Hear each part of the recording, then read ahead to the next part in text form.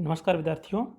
आज हम ब्रायोफाइटा के सामान्य लक्षणों के अंतर्गत जो हम इससे पहले वाले वीडियो के अंतर्गत पढ़ चुके हैं, उससे आगे अन्य सामान्य लक्षणों के बारे में अध्ययन करते हैं।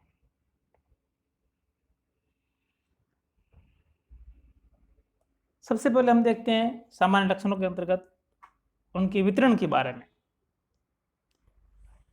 जब वितरण की बात करते हैं तो हम जानते हैं कि ब्रायोफाइट जो है पादप, इनको प्रथम स्थलीय पादप माना जाता है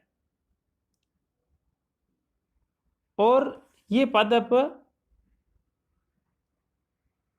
अगर अपने वितरण की दृष्टि से बात करें तो उष्ण प्रदेशों से लेकर के हिमाच्छादित ध्रुवों तक मिलते हैं। और अगर हम इसके वर्टिकल डिस्ट्रीब्यूशन की बात करें तो पादप समुद्र तल की ऊंचाई से लगभग 20,000 फीट की ऊंचाई तक भी मिलते हैं और सामान्यतः ये 1500 से लेकर के 3500 मीटर की ऊंचाई पर अधिक मात्रा में पाए जाते हैं। स्वभाव की बात करें तो ये पादप अर्थात इनका जो प्लांट बॉडी है वो हमें थैलोइड या लीफी कंडीशन में देखने को मिलती है। जैसे आप यहाँ पर देख रहे हैं, ये एक थैलोइड बॉडी है ब्रायोफाइटा की, रिक्शिया का थैलस है।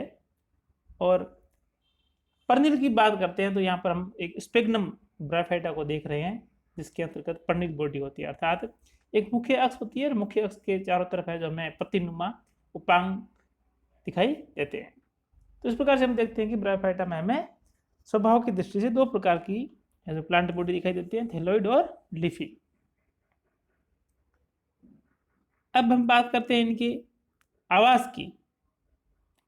तो अधिकतर जो ब्रायोफाइट्स है वो ठंडे, नम व छायादार स्थलों पर उगते हैं। दलदल, नम चट्टानों, दीवारों, वृक्षों की छाल आदि अधः स्तरों पर ये है जो प्लांट सामान्यतः वृद्धि करते हुए हमें दिखाई पड़ते हैं। हम पहले इस शुरुआत में बात कर चुके हैं कि यह है जो प्रथम स्थलीय पादप है, लेकिन इसके अलावा भी ब्रायोफाइट्स के अंदर कुछ जातियां जैसे रिक्शिया फ्लूटेंस, रिक्शियोकार्पस नेटेंस, रिएला, फॉन्टेनेलिस, ये जो कुछ ब्रायोफाइट्स की जातियां हैं ये पूर्ण रूप से है जो जलीय होती है। और वहीं पर स्फेग्नम जो है वो जलीय तथा अर्धजलीय दोनों आवासों में पाया जाता है। रेन फॉरेस्ट की बात करते हैं तो वर्षा वनों में तो डेंड्रोसिरोस जो कि है जो आपके ल्यूरवर्ट है और मोस की अनेक प्रजातियां हैं जो अधिपादप रूप में पाई जाती है। ब्रायोफाइट जो सामान्यतः होते हैं वो ऑटोट्रॉफ होते हैं, अर्थात ये अपना भोजन स्वयं बनाते हैं, परंतु इसके बावजूद भी इस वर्ग के अंतर्गत कुछ है जो हमें अपवाद स्वरूप मर्तोपजीवी जातियां भी देखने को मिलती है। जैसे बात करते हैं लिवरवर्ट की बात करते हैं तो क्रिप्टोथैलस मिराबिलिस, और मोस के अंदर बात करते हैं तो बक्स बोमिया। तो ये दोनों जातियां हैं जो हमें सेप्रोफिटिक अर्थात मर्तोपजीवी रूप में देखने को मिलती है।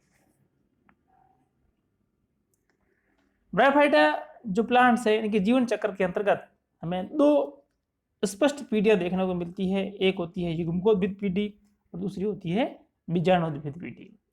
युग्मकोद्भिद पीढ़ी जो होती है वो इन पादपों के अंतर्गत मुख्य पीढ़ी होती है, और जबकि बीजाणुविद पीढ़ी होती है वो अल्पकाल की होती है और वो युग्मकोद्भिद पर आश्रित होती है, अर्थात उसका स्वतंत्र अस्तित्व नहीं होता है। अब हम सबसे पहले देखते हैं युग्मकोद्भिद। तो युग्मकोद्भिद के बारे में पहले बात कर चुके हैं। युग्मकोद्भिद में दो रूप में देखने को मिलता है, या तो थैलस के रूप में या लीफी स्ट्रक्चर के रूप में। अब जब हम इस बात करते हैं थैलस की या जो भी पर्निल स्वरूप है, तो इसके अंतर्गत युग्मकोद्भिद के अंतर्गत हमें ब्रायोफाइटा के अंतर्गत बहुत सारे इसकी थैलस के अंदर हमें विभिन्नता देखने को मिलती है आकार के अंतर्गत। तो यहाँ पर आप जो देख रहे हैं ये एक स्फीरोकार्पस ब्रायोफाइट्स है, जिसका आप है जो थैलस देख रहे हैं, थैलोइड बॉडी है, और इसका थैलस की जो साइज है वो जस्ट 1 से 2 मिलीमीटर। यहाँ पर आपको जो एक इसको बड़ा करके दिखाया गया है, हाई रिजोल्यूशन इमेज है। इसके अलावा आप देखेंगे तो रिक्शा का जो थैलस होता है वो 5 से 7 मिलीमीटर की साइज का होता है। वहीं आपका जो मार्केंसिया है वो 2 से 10 सेंटीमीटर तक होता है। वहीं अन्य ब्रायोफाइट्स की हम बात करते हैं तो पोरेला जो कि 15 से 20 सेंटीमीटर। स्पेगडम की हम बात करते हैं तो उसके अंतर्गत हम जानते हैं कि लिफी गेमेटोफाइट्स होता है, तो इसके अंदर 30 से 50 सेंटीमीटर तक की ये साइज में होता है। वहीं ब्रायोफाइट्स के अंतर्गत सबसे जो लंबा गेमेटोफाइट है, सबसे बड़ा गेमेटोफाइट हम कहें वो है डोसोनिया सुपरबा। इसका जो गेमेटोफाइट है वो लगभग 40 से 70 सेंटीमीटर तक लंबा होता है। तो इस प्रकार से हम देखते हैं कि ब्रायोफाइटा पादप समूह के अंतर्गत हमें इनके युग्मकोद्भिद के अंतर्गत विभिन्न प्रकार की आकारिक की विभिन्नताएं देखने को मिलती है। नेक्स्ट हम देखते हैं ब्रायोफाइटा के अंदर जनन के अंतर्गत इसके अंदर 2 विधियां होती है, एक होता है कायिक जनन, दूसरा होता है लैंगिक जनन। सबसे पहले हम देखते हैं कायिक जनन। सबसे पहले देखते हैं हम कि कायिक जनन जो होता है वो किसके द्वारा होता है, विखंडन के द्वारा। तो यहाँ पर जो आप देख रहे हो थैलस है, और थैलस की जब भी कोई किसी कारणवश क्षति होती है तो क्षतिग्रस्त थैलस का भाग पुनः एक नए थैलस में परिवर्तित हो जाता है, अर्थात वो क्षतिग्रस्त भाग एक नए थैलस को जन्म देता है। तो इस प्रकार से हम देखते हैं विखंडन के द्वारा रिक्शिया, मार्केंसिया, पेलिया आदि जातियों के अंतर्गत हमें जो इस प्रकार के कायिक जनन देखने को मिलते हैं। वहीं जेमा एक विशेष प्रकार की अलैंगिक संरचना है जो कि एक कपनुमा संरचना में बनती है, जिसे हम जेमा कप कहते हैं। सामान्यतः ये हम मार्केंसिया के अंदर देखते हैं। इसके अलावा आपके लुनुलेरिया, ब्लेसिया, ब्रायम आदि के अंदर भी हमें जो जेमा लाइक संरचना देखने को मिलती है। और यह जेमा जो है ये बहुकोशिक अलैंगिक कलिकाएं होती है जो जब मुख्य पादप से अलग हो जाती है, अर्थात जेमा कप जब टूटता है तो उसके अंदर से जो जेमी बाहर निकलती है, बाहर निकल करके वापस वो अंकुरित होकर के एक नए थैलस को जन्म देती है, जैसा कि आप यहाँ पर देख रहे हैं। ये एक मार्केंसिया का जेमा कप दिखाया गया है जिसके अंतर्गत आपको ये जेमी दिखाई दे रही है, और ये जेमी है जो जब इस कप से बाहर निकल जाती है तो अंकुरित होकर के एक नए थैलस को जन्म देती है।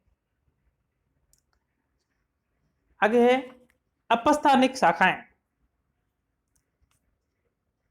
कुछ जो ब्रायोफाइट्स की जातियां होती है उनकी थैलस की जो वेंट्रल सरफेस होती है उस वेंट्रल सरफेस से कई सारी अपस्थानिक शाखाएं निकलती है, और ये अपस्थानिक शाखाएं मुख्य पादप से अलग होकर के एक नए पादप को जन्म देती है। उदाहरण के रूप में हम देखते हैं, जैसे यहाँ पर आपको टार्जीनिया का एक थैलस दिखाया गया है जिसके अंतर्गत ये आपको अपस्थानिक शाखाएं दिखाई दे रही है, और ये अपस्थानिक शाखाएं इस मुख्य थैलस से अलग होकर के एक नए थैलस को जन्म देती है। फिर है ट्यूबर अर्थात कंद के द्वारा। कंद क्या होता है? कंद एक खाद्य पदार्थ संग्रहित गोलाकार संरचना होती है, और इनका निर्माण वृद्धि काल के अंत में शाखाओं के शीर्ष पर होता है, और अनुकूल परिस्थितियों में ये कंद अंकुरित होकर के एक नए थैलस को जन्म देते हैं। तो इस प्रकार से हम कंद के द्वारा हमें जो जनन है वो रिक्शिया, एंथोसिरोस आदि में देखने को मिलता है। नेक्स्ट है प्रोटोनिमा द्वारा। प्रोटोनिमा की हम बात करते हैं तो मोस, जनरली ब्रायोफाइट्स को हम 2 भागों में देखते हैं, ल्यूरबर्ट और मोस देखते हैं। तो जो मोस होते हैं, मोस में जो बीजाणु बनते हैं वो बीजाणु अंकुरित होकर के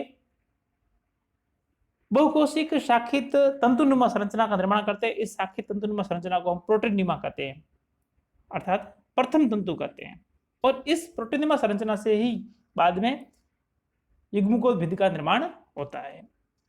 तो इस प्रकार से जो प्रोटोनिमा के द्वारा हमें एंड्रिया, फ्यूनेरिया, स्पेगनम आदि के अंदर है तो कायिक जनन देखने को मिलता है।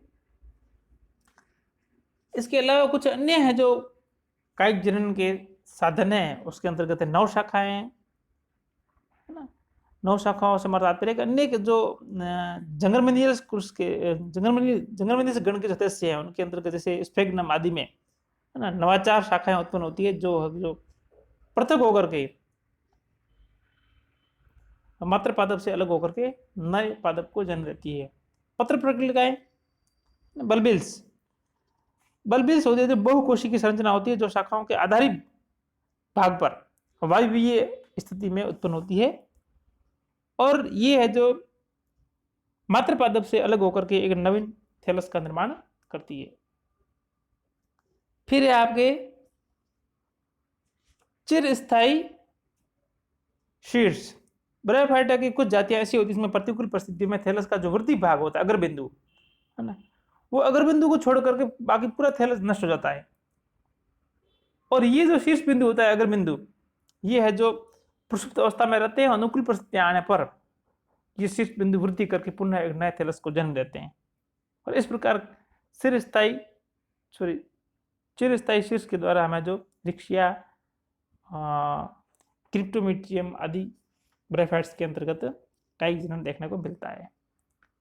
पुनरुद्भवन रिक्शिया, मर्केंसिया आदि के अंतर्गत हम देखते हैं कि मूलाभास व शल्क आदि संरचनाएं पाई जाती है, और ये इन अंगों की जो कोशिकाएं होती है अनुकूल परिस्थिति में विभाजन के द्वारा पुनः एक नवीन थैलस का निर्माण करने की क्षमता रखती है। तो इस प्रकार से हम देखते हैं कि इन विभिन्न माध्यमों के द्वारा ब्रायोफाइट्स में है जो में कायिक जनन देखने को मिलता है। नेक्स्ट है लैंगिक जनन। लैंगिक जनन के लिए ब्रायोफाइट्स में लैंगिक जननांग पाए जाते हैं। लैंगिक जननांगों की बात करें तो हम नर जननांग और मादा जननांग के रूप में जननांग थैलस की ऊपरी सतह पर विकसित होते हैं।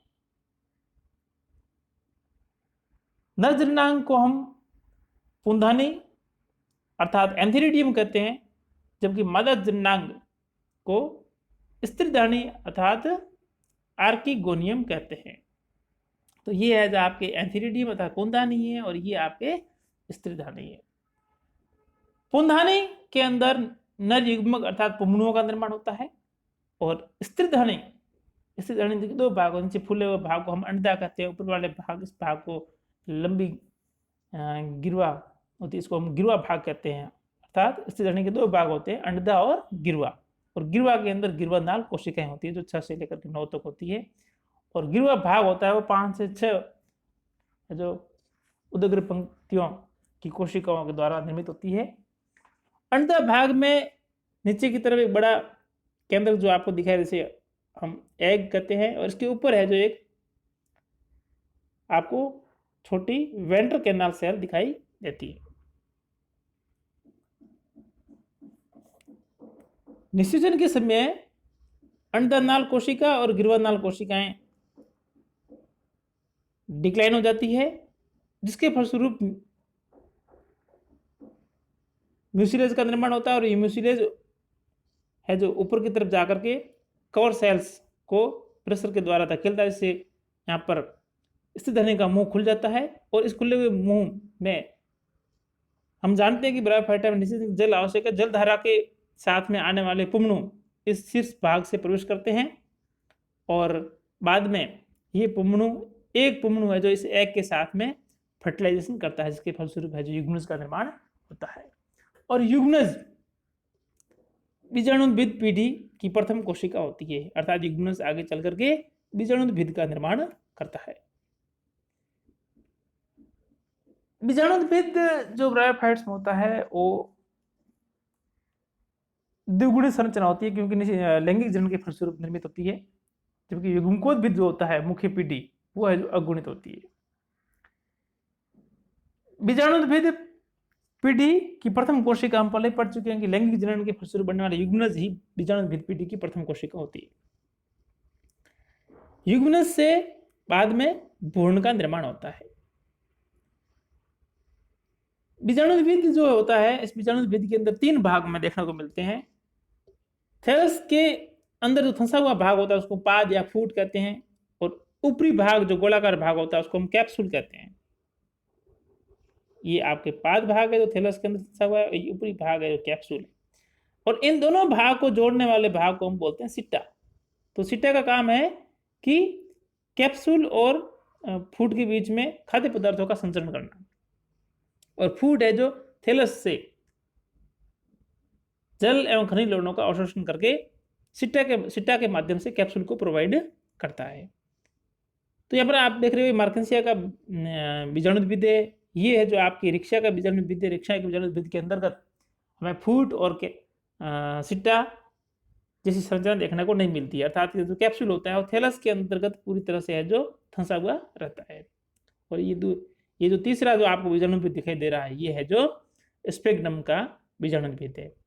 तो इस प्रकार से हम देखते हैं कि बीजाणुद्भिद के अंदर मुख्य 3 भाग होते हैं, लेकिन अलग अलग ब्रायोफाइट्स के अंतर्गत हमें कुछ है जो विभिन्नताएं देखने को मिलती है। इन विभिन्न प्रकार की विभिन्नताओं के बारे में जब हम आगे संबंधित वंश के बारे में अध्ययन करेंगे तब उसके अंतर्गत हम विस्तार से इसके बारे में पढ़ेंगे। नेक्स्ट है पीडी एकांतरण। पीडी एकांतरण से हमारा तात्पर्य यह है कि एक ब्रायोफाइट्स का जो जीवन चक्र है उसके अंतर्गत वह किन किन रूपों में हमें देखने को मिलता है, अर्थात कितनी पीढ़ियां पाई जाती है। तो एक ब्रायोफाइट्स के अंतर्गत हमें उसके जीवन चक्र के अंतर्गत हमें 2 पीढ़ियां देखने को मिलती है।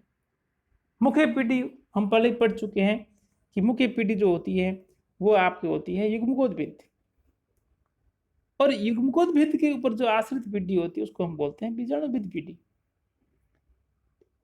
और युग्मकोद्भिद से बीजाणुद्भिद और बीजाणुद्भिद से पुनः युग्मकोद्भिद, है ना, ये चक्र चलता रहता है कंटिन्यू। और इस प्रकार से इन पीढ़ियों के आपस में एक दूसरे के अंदर परिवर्तन को हम पीढ़ी एकांतरण कहते हैं।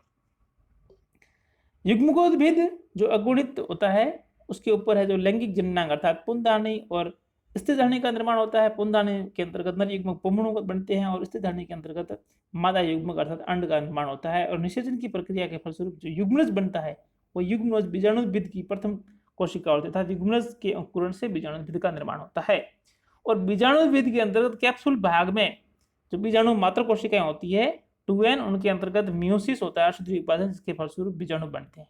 और बीजाणु असूत्रीय विभाजन के फलस्वरूप निर्मित होते हैं, इसलिए बीजाणु कैसे होते हैं n अर्थात अगुणित होते हैं, इसलिए वो अंकुरित होकर के अगुणित पीढ़ी अर्थात युग्मकोद्भिद को उत्पन्न करते हैं। तो इस प्रकार से हम देखते हैं कि ब्रायोफाइटा के अंतर्गत हमें स्पष्ट रूप से पीढ़ी एकांतरण देखने को मिलता है, अर्थात 2 भिन्न पीढ़ियां होती है, एक युग्मकोद्भिद पीढ़ी होती है, दूसरी बीजाणुद्भिद पीढ़ी होती है। युग्मकोद्भिद पीढ़ी होती है जो लॉन्ग लाइड होती है, यानी लंबे समय तक रहती है, जबकि बीजाणुद्भिद पीढ़ी है जो कम समय के लिए ही रहती है अर्थात अल्पकालिक होती है, और वह भोजन और जल, खनिज लवण इत्यादि के लिए है जो गैमेटोफाइट पर डिपेंड रहती है। तो इस प्रकार से हम देखते हैं कि हमें ब्रायोफाइटा में एक स्पष्ट विषम रूपी प्रकार का पीढ़ी एकांतरण देखने को मिलता है।